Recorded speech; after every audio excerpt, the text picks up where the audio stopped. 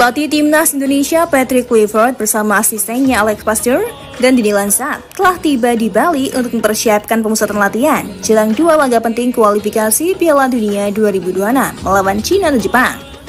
Mereka mengunjungi Bali Unit Training Center di Gianyar untuk mengecek kesiapan fasilitas yang akan digunakan selama TC dijadwalkan berlangsung pada tanggal 26 hingga 31 Mei 2025.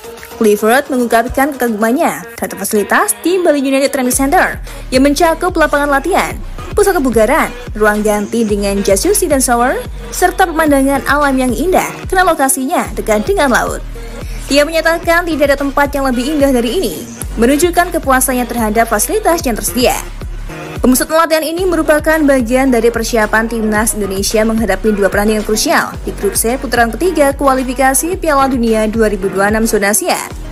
Indonesia akan menjamu China pada 5 Juni di Stadion Utama Gelora Bung Karno, Jakarta, dan bertandang ke Jepang pada 10 Juni di Suita City Football Stadium. Dengan fasilitas yang memadai dan suasana yang mendukung di Bali United Training Center, diharapkan persiapan Timnas Indonesia dapat berjalan lancar dan optimal untuk menghadapi tantangan di kualifikasi mendatang. Sejak resmi menangani Timnas Indonesia, Patrick Kluivert mulai menunjukkan pendekatan yang hangat dan personal terhadap para pemain. Sosok legendaris Belanda ini datang bukan hanya membawa nama besar, tapi juga semangat baru yang segera terasa di lingkungan timnas. Para pemain perlahan mulai merasa nyaman dengan gaya komunikasi dan filosofi yang ia bawa. Salah satu yang langsung mencuri perhatian Kluivert adalah Marcelino Ferdinand. Sang pelatih tak segan memuji kualitas gelandang muda itu, menyebutnya sebagai pemain penuh potensi yang akan menjadi poros permainan tim.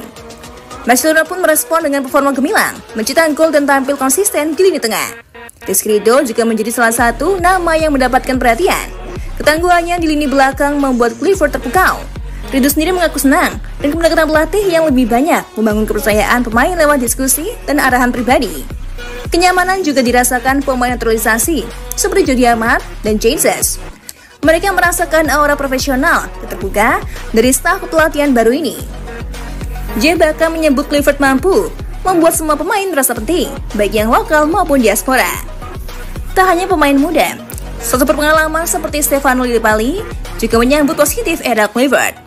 Setelah lama absen dari timnas, kepercayaan yang diberikan sang pelatih membuat Lillipali kembali bersemangat membela merah putih. Dengan suasana yang semakin solid dan harmonis, Kluivert kini berada di jalur yang tepat membangun fondasi kuat. Hubungan yang semakin cair antara pelatih dan pemain menjadi modal penting bagi Timnas Indonesia untuk menatap laga krusial di kualifikasi Piala Dunia. Suasana latihan Timnas Indonesia di Bali menjelang laga melawan China dan Jepang terasa sangat positif dan penuh semangat. Di bawah arahan pelatih baru Patrick Kluivert, para pemain menunjukkan antusias tinggi dalam setiap sesi latihan yang digelar di Bali United Training Center, Gianyar. Suasana yang damai, fasilitas modern, dan cuaca yang mendukung membuat seluruh tim merasa nyaman dan fokus menjalani pemusatan latihan. Kluivert terlihat aktif memberikan instruksi, mendampingi pemain dengan pendekatan yang komunikatif dan terbuka. Yang sering berdiskusi langsung dengan para pemain, menunjukkan sikap ramah tapi tegas dalam membangun kedisiplinan. Beberapa pemain menyebut suasana latihan kali ini berbeda, lebih cair namun tetap intens. Mereka merasa didengar, tetap motivasi untuk tampil maksimal. Asisten pelatih Alex Pasteur dan Dini Lansat juga berperan aktif dalam membentuk kerjasama tim, terutama dalam membangun koneksi antar lini dan memperkuat transisi permainan. Beberapa sesi latihan ditunjukkan untuk membiasakan para pemain dengan filosofi bermain Kluivert yang menyerang dan dinamis, dengan formasi dasar 4-3-3 yang menekankan penguasaan bola. Selain latihan teknis dan taktik, suasana kekeluargaan juga terasa kuat. Pemain kerap tertawa bersama saat sesi pemanasan atau cooling down, menunjukkan chemistry yang mulai terbentuk di antara para pemain lokal dan diaspora. Kegiatan di luar lapangan pun dijaga agar semua tetap fokus namun rileks, seperti sesi makan bersama, pemulihan di jacuzzi, dan refleksi tim. Dengan atmosfer latihan yang sangat oke dan harmonis ini, Indonesia tampak siap secara fisik maupun mental untuk menghadapi dua laga krusial di bulan Juni. Harapan tinggi muncul bahwa suasana positif ini akan terbawa ke pertandingan dan menghasilkan performa yang terbaik demi ambisi lolos ke Piala Dunia 2026.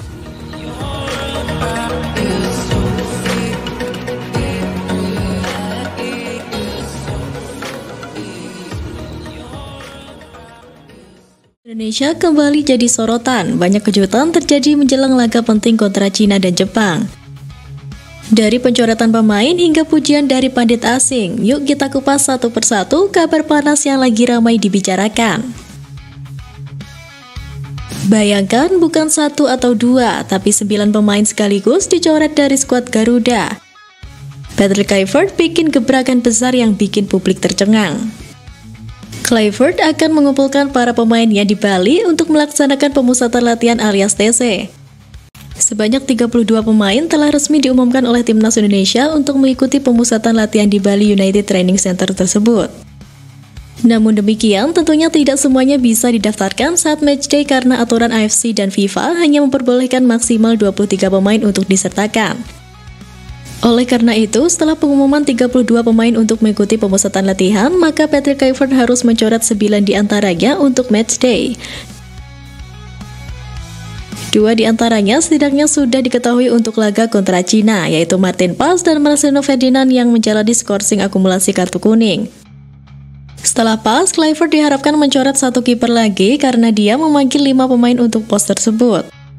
Selain itu, beberapa penyerang pun berpotensi dicoret karena tren dari skuad Timnas Indonesia terdahulu. Septian Bagaskara, Ramadan Sananta, dan Stefano Lillipali sukses masuk bersama Egy Maulana Fikri, Ole Remeni, dan Rafael Strijk. 3 nama terakhir difavoritkan untuk tetap disertakan saat matchday. Sedangkan Septian Sananta dan Lillipali harus meyakinkan Kluivert dan tim kepelatihan. Sementara itu, stok menumpuk di sayap kiri bisa membuat Pratama Arhan dan Yance Sayuri tidak masuk dalam skuad matchday. Di sisi kanan, Asnawi Muka Alam dan Yaakob Sayuri juga harus bersaing dengan Kevin Dix, Eleanor Reinders, dan Sandy Walsh untuk masuk ke skuad. 5 bek tengah kemungkinan besar akan dipertahankan, demikian pula dengan 6 gelandang selain Marcelino yang akan absen pada laga kontra Cina. Di tengah badai pencoretan muncul nama Asnawi Mangku Alam yang jadi sorotan. Asnawi Mangku Alam paling berpotensi dicoret dan gabung ASEAN All-Stars. Pemain Timnas Indonesia Asnawi Mangku Alam dikabarkan dipanggil memperkuat ASEAN All-Stars. Bukan hanya Asnawi Mangku Alam saja yang dipanggil, tapi ada 1 nama lagi yaitu Muhammad Ferrari. Nah, jika Asnawi Mangku Alam akan gabung ke ASEAN All-Stars yang ditunggangi oleh Kim Sang-sik, kesempatan dirinya dipanggil ke skuad Garuda akan kecil. Pasalnya, pertandingan ASEAN All-Stars melawan MU mepet dengan kualifikasi Piala Dunia 2026. Jika skuad Garuda mengirimkan pemain bintangnya, maka akan terjadi resiko seperti cedera dan kelelahan. Laga ASEAN All-Stars versus Manchester United bakal digelar pada 28 Mei 2025, sedangkan untuk kualifikasi Piala Dunia 2026 antara Timnas Indonesia versus Cina bakal digelar 5 Juni 2025. Maka dari itu, jika Asnawi Mangku Alam bakal main di ASEAN All-Stars, ia berpotensi dicoret lagi oleh Patrick Kluivert. Sebelumnya, nama Asnawi Mangku Alam juga tidak dipanggil oleh Kluivert di jeda internasional Maret 2025. Sementara itu, terkait rumor pemain 25 tahun itu dipanggil ke ASEAN All-Stars juga direspon PSSI via Exco Sumarji. Sosok yang juga menjadi ketua badan tim nasional tersebut tak memberikan jawaban pasti. Ketika dikonfirmasi mengenai kebenaran ini, Sumarji tidak mau menjawabnya. Ia menyebut siapa yang akan mewakili Indonesia segera diumumkan GSI. Adapun GSI alias Garuda Sepak Bola Indonesia adalah perusahaan komersialisasi di bawah naungan PSSI. Dan siapa sangka kekuatan Timnas Indonesia ternyata diam-diam bikin kagum lawan. Seorang pandit asal Cina justru angkat topi untuk para pemain keturunan Indonesia. Menurut Madexing, pemain naturalisasi Indonesia sedang dalam periode puncak sebagai pesepak bola.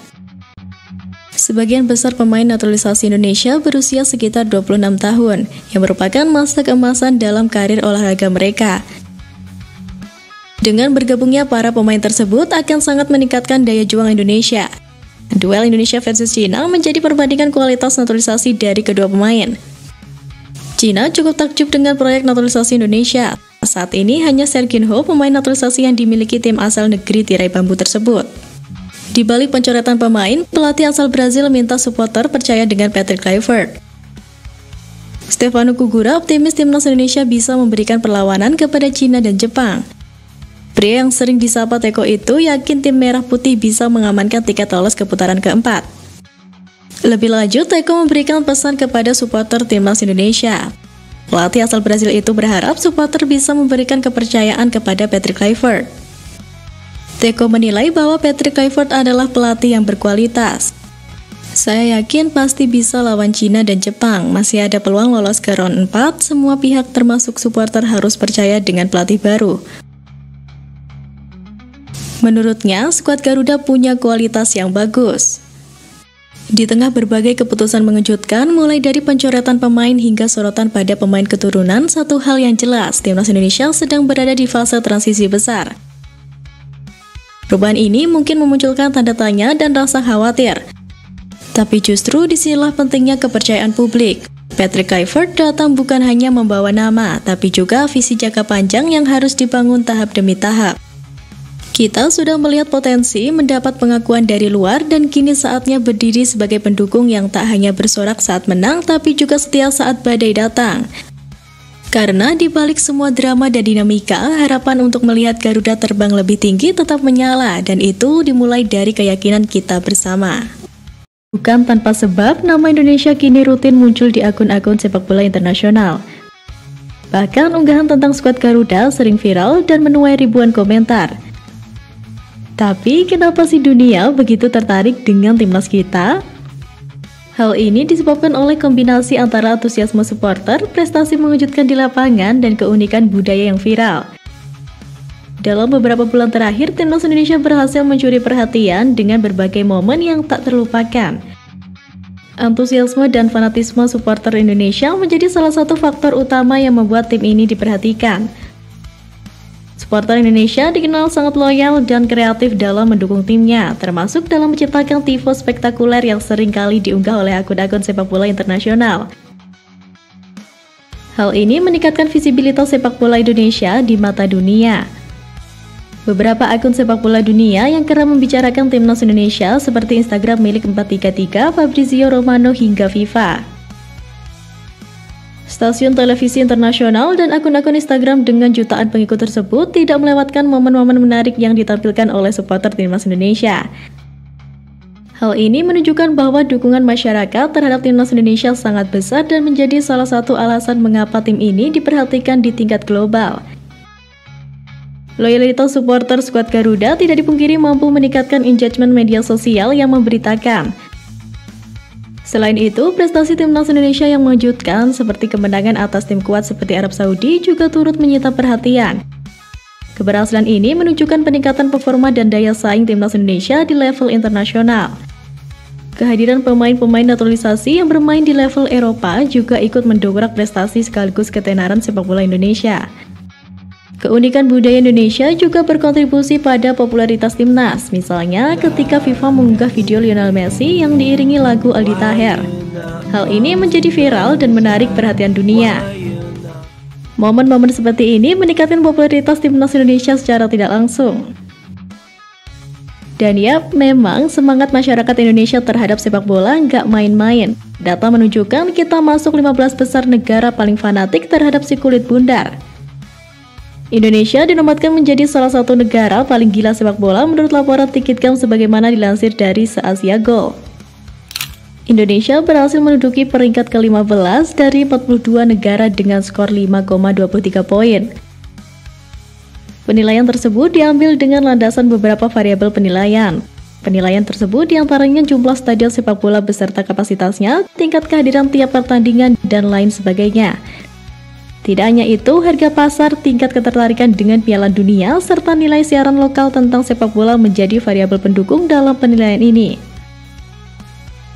Posisi peringkat Indonesia berada di atas Portugal, Belanda, Polandia, Skotlandia, serta Swiss di urutan ke-16 hingga ke-20.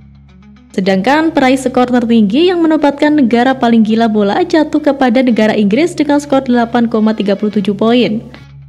Dan seakan menjadi fakta, laga timnas Indonesia bukan cuma ditonton di dalam negeri. Lebih dari 100 negara berebut hak siar pertandingan kita. Sebuah bentuk pencapaian yang luar biasa. Laga panas antara Australia dan timnas Indonesia dalam putaran ketiga kualifikasi Piala Dunia 2026 menjadi sorotan dunia.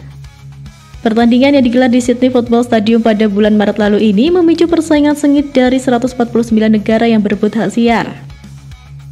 Asisten pelatih timnas Indonesia Alex Pastor mengaku terkejut dengan tingginya antusiasme global terhadap skuad Garuda. Ia merasa takjub melihat bagaimana pesona timnas Indonesia menarik perhatian banyak negara.